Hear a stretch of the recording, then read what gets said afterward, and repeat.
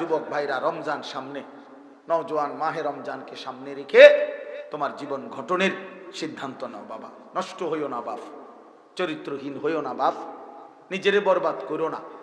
তোমার ভালো তুমিই দেখবা, তোমার অকল্যাণ তুমি। একদিন দেখবা তোমার সাথে কেউ নাই। আমার সমবয়সী প্রাইমারি স্কুলের সাথীরা আজ আমার সাথে কেউ নাই, কোথায় হারিয়ে গেছে কে জানে, কে কোথায় আছে। আমার মাধ্যমিক লেভেলের বন্ধুরা আজ আমার সাথে কেউ নাই। আমি তো আমার ঘরে আমি একা, আমার জিন্দিগিতে আমি তো একজন। কই আমার সাথীরা কই, কে কোথায় কর্ম। কিছুদিন আগে জগন্নাথ ইউনিভার্সিটি থেকে এক টিচার আমারে ফোন দিছে, ফোন দিয়ে বলতেছে, আনিস তুমি আমারে চিনছো নি? আমি বললাম না। আমি ছোট্টবেলায় 4র্থ শ্রেণীতে একসাথে তোমার সাথে পড়ছি, ইদানিং মোবাইলে তোমার ওয়াজ শুনতে শুনতে আমি চিনছি, অনেকক্ষণ ওয়াজ শুনে যেত আমার ছোটবেলার বন্ধু আনিস।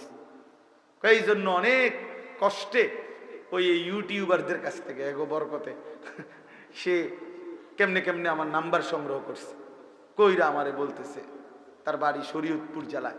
তো এই তো এরকম হয়তো খুঁজা পাইলাম, সে পাইছে খুঁজা। তাইলে এই জন্য বললাম ভাই, বন্ধুরা সব হারিয়ে যাবে, দুনিয়াতেই হারায় যাবে, আখিরাতেও হারায় যাবে। আল আখিল্লাহু ইয়াউমাইদিন বা'দুহুম লিবা'দিন আদুউন।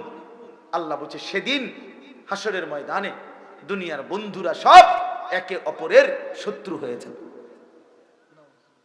শত্রু হয়ে যাবে, কেউ কাউকে চিনবে না। অতএব দোস্ত আমার, বন্ধু আমার, শেষ পর্যন্ত কথা এটাই, নিজের আখলাক, নিজের চরিত্র, নিজের জিন্দেগি গঠন করো। বাবাদেরকে বলি, বাবারা নিজের স্ত্রী ছেলে মেয়ের আখলাকের দিকে নজর দেন। খাট পালং সোফা দুইটা কম হইলেও কিচ্ছু হইতো না, ওরা বাকিটা করবো, আপনি এতটি করেন না।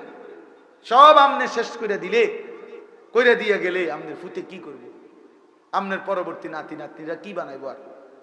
এই জন্য দয়া করে দুনিয়া এত পাগল হইতে নাই, বরং বউ বাচ্চার আখিরাত কিভাবে গঠন করা যায় এই ব্যাপারে যত্নবান হবেন, চেষ্টা করবেন তো ইনশাআল্লাহ। আল্লাহ তাআলা আমাদের সবাইকে তৌফিক দেন, কবুল করেন।